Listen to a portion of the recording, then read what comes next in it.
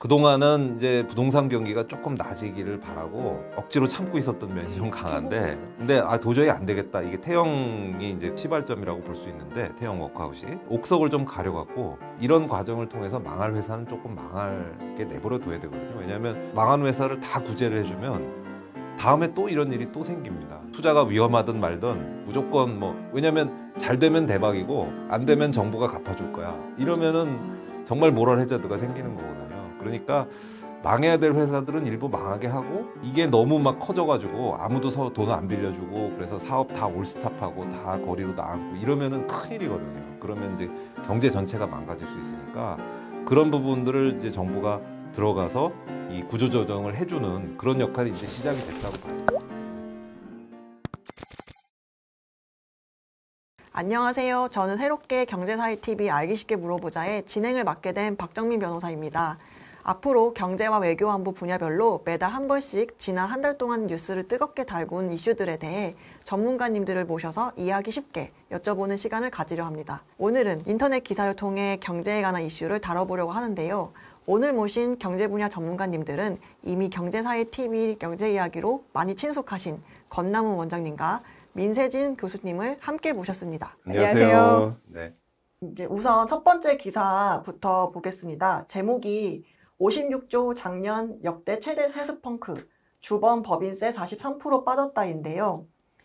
세수 펑크가 56조라니 상당히 어마어마한 액수인데 정확하게 세수 펑크가 어떤 뜻인가요? 쉽게 그냥 1년 동안 얼마나 돈이 들어오고 얼마나 돈을 쓸까. 근데 돈 쓰는 건 우리가 계획 세우기가 그쵸. 쉬운데 돈이 얼마 들어올지는 계획 세우기가 어렵거든요. 근데 그게 차이가 많이 난 거죠. 그래서 나가는 돈은 원래 계획대로 나갔는데 들어오는 돈이 56조가 모자라게 들어왔다. 그러니까 세금이 적게 거쳤다. 한마디로 이제 그렇게 말씀드리면 되겠습니다. 그럼 세수 펑크가 나면 현실적으로 어떤 문제점들이 발생하게 되나요? 그냥 계획 세운 대로 잘 안 됐다라는 거기 때문에 이제 그 자체로는 계획을 제대로 못 세웠네? 이걸로 이제 끝날 수 있는데, 이제 문제는 나머지 이제 모자란 돈을 그럼 어떻게 채울 거냐. 이제 꼭 그 해에 채울 필요는 없거든요. 근데 이제 빚이 늘어나게 되죠. 모자란 부분을 국채나 이런 걸 발행을 해서 이제 빚을 지게 되니까 그게 이제 결과적으로는 국가 채무에 미래 세대에 이제 부담이 되는 그런 상황이 될 수 있어요.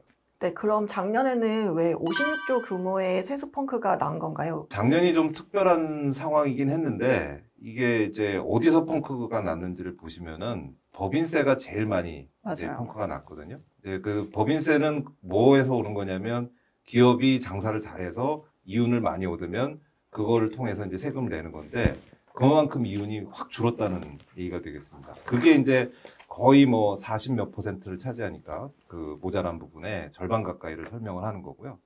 나머지는 이제 소득세가 덜 거쳤는데 그 큰 부분은 사실은 그 대부분은 양도소득세거든요. 그래서 양도소득세가 거의 한 15조 정도가 덜 거쳤어요. 거기다가 종부세도 그전보다 한 1, 2조 정도 덜 거쳐서 결국은 역시 그 부동산 가격이 위축되고 부동산 시장이 위축되고 거기서 세금이 덜 거친 게 또 한 40% 정도를 차지한, 그래서 그 두 개가 제일 큰 문제였다고 볼 수 있습니다. 그러면 교수님께서 예상하시기에는 내년에도 똑같은 양상을 보일 것으로 생각하시나요? 내년에는 이 정도는 아닐 것 같고요. 이 굉장히 특수한 상황이거든요. 생각해 보면 법인세 부분은 우리나라가 반도체의 의존도가 굉장히 큰데 반도체 사이클이 막 하락을 하면서 수출도 제대로 안 되고 하여튼 그런 부분이 있었고, 또 중국 경제가 너무 나빠서 또 그런 부분이 있어서 그 두 개 악재가 한꺼번에 겹쳐서 그런 건데, 이제 올해는 그 정도는 아닐 거다라고 이제 다들 반도체도 좀씩 돌아오고 있고 중국도 마냥 이렇게 되지는 않을 거다 생각해서 올해는 이제 돌아올 거라고 생각합니다. 국가 채무가 계속 엄청 늘고 있었거든요.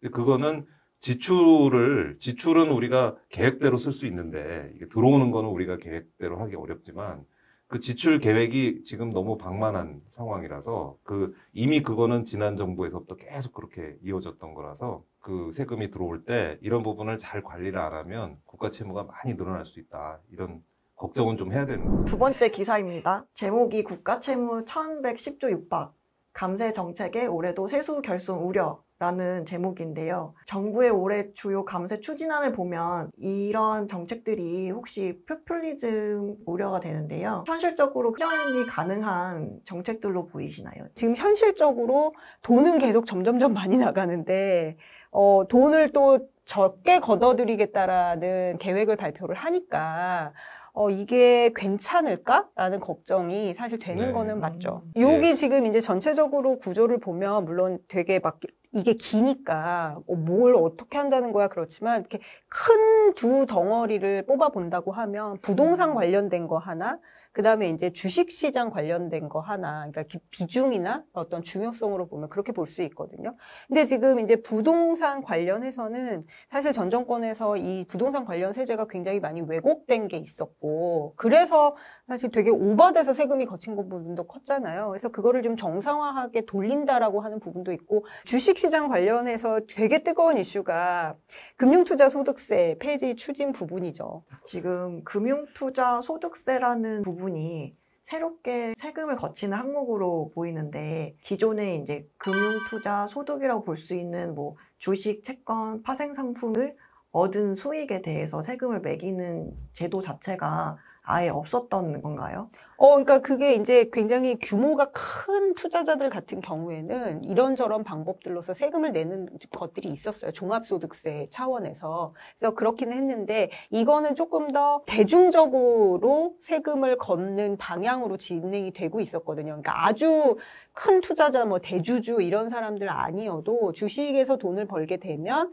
우리가 뭐 근로소득에서 세금을 내듯이 자산, 금융투자라고 하는, 그래가 금융상품이라고 하는 자산으로부터 돈을 벌게 되면 세금을 걷자라고 하는 그런 기조였었거든요. 그래서 그거 자체가 사실 뭐 문제가 있었던 거는 아닌데, 근데 지금 그런 기존에 냈던 거래세를 완전히 이제 폐지하는 것과 같이 맞물려서 그게 의미가 있었던 건데, 지금 여러 가지로 세금이 제대로 안 거칠 분위기도 있고 막 이러니까 조금은 약간 이러지도 저러지도 못하는 그런 상황이 조금 있는 것 같아요. 세수펑크 부분 때문에 정책이 감세 정책 펼치는 건 조금 세수펑크를 메꾸는 거랑 좀 안 맞을 수 있다 이렇게 정리한 게 맞나요? 근데 사실 세수펑크라고 하는 게 예상했던 것보다 덜 들어와서 문제가 된 거잖아요. 그럼 사실 예상을 잘했으면 펑크가 또 발생을 안 하는 거니까 적게 들어왔든 많이 들어왔든 예상을 잘했으면은 저런 식의 표현이 등장하지는 않죠. 그러면 교수님들 말씀을 좀 정리를 해보면 저희가 이제 뭐 56조의 세수펑크도 났고 국가 채무도 1,000조가 넘어가는 상황에서 이런 이제 감세 정책을 펼치는 게 조금 부담스럽긴 하지만 막연하게 이제 총선 앞두고 이렇게 감세 정책 펼치는 게 단순히 포퓰리즘만은 아니고 나름의 근거는 있지만 우리의 재정 상태상 이제 재정 건전성 확보를 위해서 좀 신중하게 접근할 필요가 있다 이렇게 정리를 하면 될까요? 이거 새로운 정리 요정으로 등극하는 제가 항상 권남훈 교수님한테 정리 요정이라고 말씀을 드렸었는데 예, 지금 들으시고서는 아주 명쾌하게 정리를 해주신 것 같습니다. 다음은 저희 건설회사 위기에 관한 것을 살펴볼 텐데요. 기사 제목을 보면 태영 다음은 하나증권, 미분양 시공사 워크아웃 법정관리 이어질 수도 이런 제목과 악성 미분양 1만 가구, 보증사고 1조, 지방건설은 이미 쑥대밭 이런 좀 심각한 내용의 제목인데요. 건설회사가 좀 어렵다라는 얘기는 저도 많이 들었는데 이렇게 뭐 저희가 알고 있는 기업도 이제 워크아웃 법정관리 신청할 정도로 위기에 처한 거는 지금 좀 처음인 것 같네요. 처음이라기보다는 부동산이 보통은 이제 가격이 그동안 늘 올라왔기 때문에 이제 뭐 부동산 불패 신화가 있다 뭐 이렇게 얘기할 정도로 이제 늘 올라왔는데 이렇게 갑자기 이제 꺾일 때는 애초에 이제 이 부동산 가격이 오르고 잘 팔릴 줄 알고 투자를 하고 막 건설을 하고 그러다가 그런 부분들이 이제 위험에 처하는 이런 일이 이제 발생을 하거든요. 그게 이제 굉장히 커져서 생긴 게 이번에 이제 태영 건설의 이제 사태고요. 태영이 그 정도면은 다른 회사는 괜찮냐? 안 괜찮죠. 사실은 이제 위험한 점이 있는데 모든 게 다 그렇듯이 위험한 거를 좀 잘 알고 뭐가 위험한 건지 잘 알고 잘 접근하면은 잘 넘길 수 있고요. 왜냐면 부동산 가격 떨어지는 게 뭐 있을 수 있는 일이잖아요. 그러니까 잘 넘길 수 있고 그거를 막 대충 아무렇게나 이제 방치하면 아주 큰 위기로 갈 수도 있고 그렇습니다. 우리나라 부동산 개발 사업의 대출 구조가 PF 금융을 쓰잖아요. 근데 근본적으로 문제가 좀 심각한가요? PF 구조 자체가 심각하다고 말할 수는 없고요. PF라는 게 결국 어떤 프로젝트 파이낸싱, 프로젝트가 있으면 그거에 대해서 여기저기서 이제 돈을 끌어다가 그 프로젝트를 잘 성공을 시키면 그걸 통해서 이제 돈도 벌고 뭐 이렇게 하는 거니까 그냥 보통 투자 방식이거든요. 근데 이제 우리나라 PF는 좀 특징이 빚을 많이 져서 그러니까 자기 투자를 해서 할 수도 있는데 투자 부분이 그 비중이 높을 수도 있는데 그거보다는 빚을 주로 져요. 근데 빚을 어디서 지느냐? 당연히 뭐 은행에서 지고 그다음에 뭐 증권회사, 저축은행 뭐 이런 데서 이제 빚을 집니다. 근데 이제 빚을 지면 누군가가 보증을 해주잖아요. 근데 이제 그 보증하는 주체가 보통 건설회사. 그러다 보니까 이게 부동산이 이렇게 막 망가지고 거꾸로지고 그러면은 건설회사가 타격을 이제 많이 받습니다. 그 저희 기사 보면 태형 다음은으로 해가지고 PF 및 분양 리스크에 이제 보이는 건설회사 이름들이 상당히 네네. 큰 건설회사 이름들이 있는데 대형 건설회사들이 위기를 맞을 가능성이 현실적으로 있다고 보시나요? 그 대형 건설사들은 그러니까 물론 좀 위험한 상황이긴 한데 그렇게까지 태형처럼 워크아웃 법정 관리로 가기는 좀 그렇지는 않지 않을까 이렇게 이제 기대를 하고 있습니다. 여기 보시면은 이 그림이 좀 복잡해 보일 수 있는데요. 결국은 이 위쪽으로 가면 갈수록 어떤 거냐면 보증을 많이 선 거예요. 그래서 이게 이제 보증이 잘못되면은 덤태기를 쓸 수 있다 이런 의미고 이 오른쪽으로 가면 갈수록 좀 분양이 잘 안 되는 데다가 아파트를 짓다 보니까 이게 좀 문제가 될 수 있다 이런 거거든요.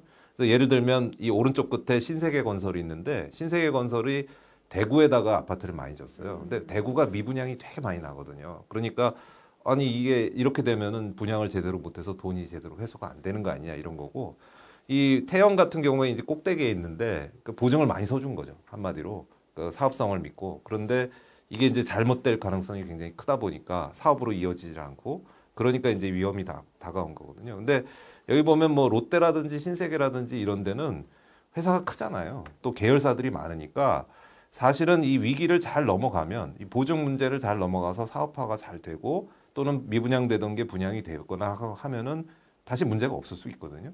그래서 그런 부분 때문에 뭐 한마디로 이제 뒤가 튼튼해서 큰 문제는 없을 거다. 사람들이 이제 이렇게 생각하고 그럼에도 불구하고 약간 위기에 빠지거나 이럴 가능성이 있는데 그럴 때는 이제 정부가 나서서 좀 그 시기만 넘어가면 또 괜찮아질 수 있는 그런 부분이 있으니까 그런 부분을 좀 해주면 또 괜찮을 것 같고 오히려 문제는 이런 대형 건설사보다는 중소건설사들이 문제입니다. 특히나 이 지방이나 이런 데에 중소건설사들이 여기 밑에 기사에도 그게 그래서 그런 기사가 난 건데 이게 서울도 지금 부동산 경기가 애매한데 지방으로 가면 지금 뭐 난리거든요. 그러면 그 누가 뒤에서 이렇게 좀 서포트 해줄 그 계열 회사도 없고 규모도 작고 이런데 보증이나 뭐 이런 거에 걸리고 또는 분양 안 되고 그러면은 그런 건설사들이 많이 망할 수가 있거든요. 그래서 오히려 중소건설사, 지방건설사들이 더 큰 문제라고 생각이 됩니다. 정부도 이 문제가 그동안은 이제 부동산 경기가 조금 나아지기를 바라고 억지로 참고 있었던 면이 좀 강한데 근데 도저히 안 되겠다. 이게 태형이 이제 시발점이라고 볼 수 있는데 태형 워크아웃이 도저히 안 되겠다 싶어서 이제 개입을 하기 시작했어요. 옥석을 좀 가려갖고 이런 과정을 통해서 망할 회사는 조금 망하게 내버려 둬야 되거든요. 왜냐하면 망한 회사를 다 구제를 해주면 다음에 또 이런 일이 또 생깁니다. 투자가 위험하든 말든 무조건 뭐 왜냐하면 잘 되면 대박이고 안 되면 정부가 갚아줄 거야. 이러면은 정말 모럴 해저드가 생기는 거거든요. 그러니까 망해야 될 회사들은 일부 망하게 하고 이게 너무 막 커져가지고 아무도 돈을 안 빌려주고 그래서 사업 다 올스탑하고 다 거리로 나앉고 이러면은 큰일이거든요. 그러면 이제 경제 전체가 망가질 수 있으니까 그런 부분들을 이제 정부가 들어가서 이게 이 구조조정을 해주는 그런 역할이 이제 시작이 됐다고 봐야죠. 그걸 이제 잘해야 큰 문제가 없습니다. 네. 건설회사가 위기를 맞은 거는 참 뭐 안타깝지만 지금 이런 과정을 통해서 뭐 이제 건전한 회사들이 살아남았고 거기에 대해서 이제 정부가 좀 적절한 지원을 하게 돼서 앞으로 조금 더 한 단계 나아갈 수 있는 계기가 될 것 같다 이렇게 되면 보시는 거죠? 좋겠다. 그렇게 됐으면 좋겠다. 그럼 좋겠다. 예, 저희 오늘 첫 시간 어떠셨나요? 오늘 많은 답변을 해주신 교수님들께 진심으로 감사드립니다. 교수님들은 어떠셨나요? 신선했습니다. 네. 예, 신선했고, 조금 더 박 변호사님이 자유롭게 질문을 해주시면 훨씬 더 재미있겠다라는 기대가 되게 많이 돼요. 예, 알겠습니다. 응원합니다.